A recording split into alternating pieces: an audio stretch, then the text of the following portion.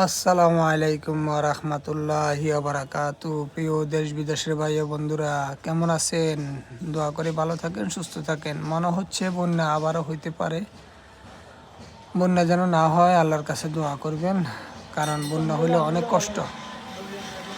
আর দেখেন বন্ধুরা, এই যে আমি একটা রিং জাল পাচ্ছি আজকে রাত্রে, এখন উঠাবো, আপনাদেরকে দেখাবো কীরকম মাছ ঢুকছে, কত মাছ ঢুকছে, কী অবস্থা।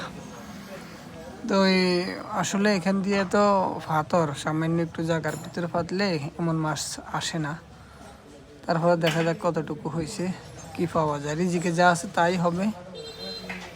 তো সবাই ভালো থাকবেন, সুস্থ থাকবেন। ভিডিওটা লাইক করবেন, কমেন্ট করবেন, শেয়ার করে দিবেন, আমাকে সাবস্ক্রাইব করে দিবেন।